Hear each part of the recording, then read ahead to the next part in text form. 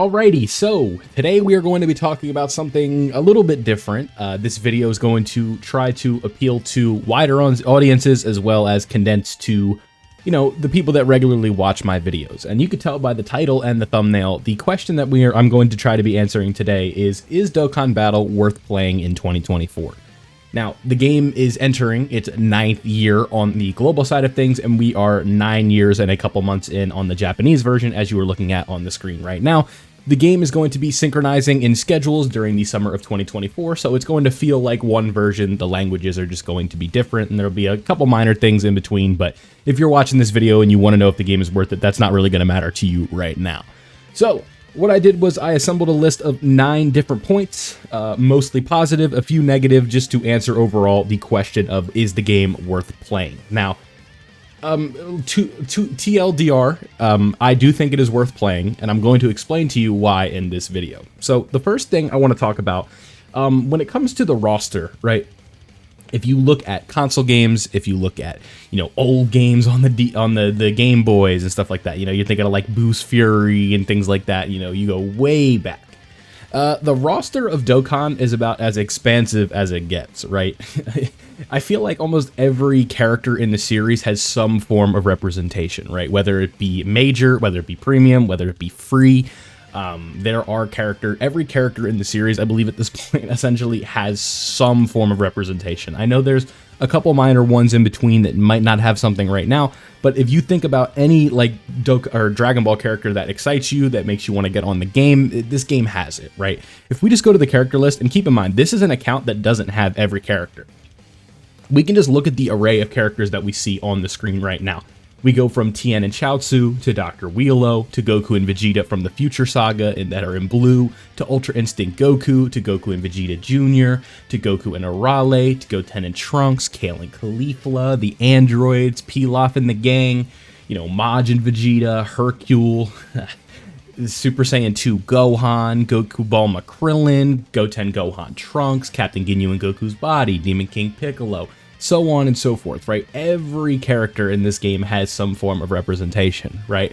And, like I said, there might be a couple that I'm missing, and if there's a couple that that are in the game and go ahead and leave them in the comment section below. But I think this is something that makes the game super fun, right? If you want to get a character, or you want to use a character from Dragon Ball that you like a lot, you're going to be able to do that within Dokkan, right? Now, the negative to this, right? I'm trying to be balanced and objective with what I'm talking about. Most of the premium characters in this game, unfortunately, you are going to have to use the summon mechanic for. So what is the summon mechanic? We go over here to the Scouter tab, and you can see what is known as a banner right here. Now on this banner, there are going to be characters that have a higher rate. These are going to be characters that you have a more likely chance of pulling when you are summoning on the banner. So if you are somebody that really likes Goku Black, this would probably be a banner to summon on for you, because Goku Black is right here, and he's going to have a higher rate than he would or he's limited to a Dokkan Festival exclusive banner, but again, technical terms that you don't need to worry about, right? Just consider this as like a limited time card and like a Ultimate Team game, right? And so you can see characters like this. You have Trunks, you have all these characters here, they're rated up, right? But what you have to do is consume a currency known as Dragon Stones, which you can earn throughout the game, and you have to spend those on the banners in order to obtain the characters. So keep that in mind. This is going to be something that may hold you back from getting some of the characters that you want. It's not just use any character whenever you want. There is a summon mechanic that comes, but there are ways that you can maybe not manipulate, but, play this. You can play the system a little bit with like saving stones and then spending them for what you want. But again, this is a whole discipline that I don't have time to explain in this video. So keep that in mind. That is the drawback to every character being in the game, that you do have to summon for them. And they're not as interactive and in-depth as like a 3D model with voice lines, with all these specific types of animations and stuff like that. But we'll talk more about that later. Now, another negative to every character being in the game is they can be subject to being underperforming or not as good as you would hope when they do release. A good example of this is a character like this, where you have Blue Goku from Revival of F that exchanges into Vegeta from Revival of F, and this character was a little bit underwhelming on release, and stuff like that can happen. So the positive is you can use every character. The negative is there are a couple bad things that can happen with that. You have to essentially you have to summon for them, and then they can also not be very good. So keep that in mind. Now, the second thing about this game that I think is a blessing and a curse in a way. It is very grind heavy, right? You are going to be grinding a decent bit, farming materials, farming resources, doing all these different things to power up your account. But the positive to this is you are given a lot of free stuff. There are every tab that I'm looking at is currency for summoning, essentially. When you're playing these events, you're getting stones, you're getting characters, you're getting resources, you're farming all this stuff up to make your account better. And if you do decide to stick with the game for the long run, your continuity is going to be rewarded when these characters get what is known as an Extreme Z Awakening, and you're going to be able to power them up and maybe bring them back to glory like they were in the long run. And if you're resetting your account during every big celebration, you're not going to be able to enjoy the fruits of your labor now than you can in a couple years down the line. So keep that in mind. But some of you, I'm sure you probably like the grind, and I think this game is going to appeal to you a lot if you like to grind, because it is going to be fulfilling when you clear all these events and grind up everything that it has to offer. So that is the grinding section, but let's go ahead and move on to more of the positives, I think, because I wanted to get the negatives out of the way with the positives, but now we can just talk about the positives and why I think that this game is worth playing. The pace, it can be up to you. You can grind all of this stuff in one night, not literally, or you could grind it up over the course of 4 years, right? The pace is up to you. This is a PvE experience where you are not worried about the pace of other players. You can do it at your own pace. And sometimes, stuff will be limited to certain celebrations, but the grind and account progression is up to you, right? You can play this game, you can multitask, you can play while you're on public transportation, you can play while you're walking down the street, you can play at your desk. There's all different things you can do because the gameplay is very slow. It is turn-based, so you can kind of do something. Like, let me just hop into any random event, and then I can kind of give you an example of what I'm talking about. I don't know what I'm doing here. I'm just going right through, and we're just going to start with that. Yeah, that's the team we're using. So, in theory, if I wanted to, I could sit at this board all day, and I'm not going to lose the event if I do that, right? If I need to do something, I could stop what I'm doing in the middle of a turn and go do what I need to do, right? This isn't a PvP game where it needs to be real-time reaction. You don't need to be doing live actions with somebody else. All of that fun stuff is going to be up to you. So you can see here, if I start this turn and I do this, right, I can wait, or I could just, if I need to and I'm busy, I can just press this and it'll go on auto, right? I can just let it go on its own. So that is why I think that is very important, right?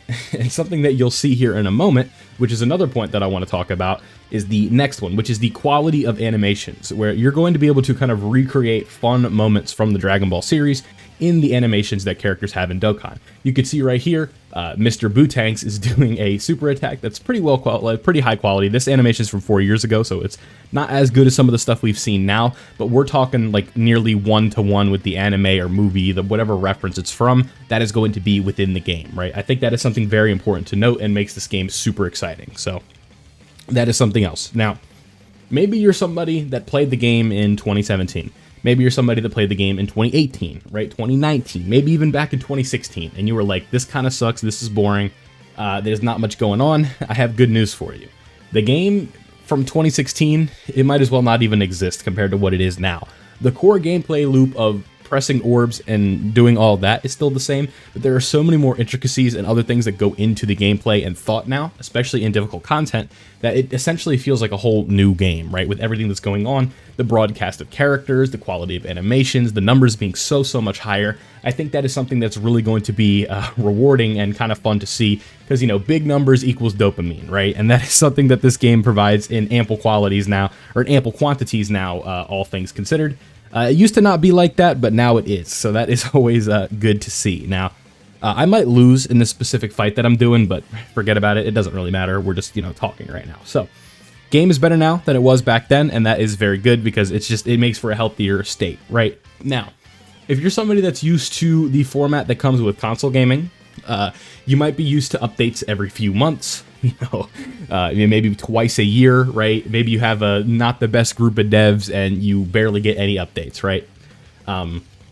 That's not a problem with Dokkan, right? This game is, I hate to use this term, but in like the terms of being a live service, this is about as active as live services get, where you're basically getting something or, teasers of something almost every couple days, right? Where it's like you're constantly being like given things to do, new characters to summon for, new events to play, new characters to farm up, new story events to play, new things to consume at almost almost every few days, right? They're like a dry period in Dokkan is like a week, 2 weeks, right? With like nothing going on, compared to something that you might be used to where the game gets an update once a month, twice a month. Whatever you see for the next 6 weeks is what you get. That is not the case with Dokkan, right? There's always something coming, and they're always trying to keep things fresh with the way things go. And if there is a dry period, usually it's pretty it's pretty evident that it's a dry period, right? And that there is sometimes during the year when we know they're coming, but when this game is popping, it's popping, right? Like there's a lot of fun stuff going on. There's a lot of great things to do,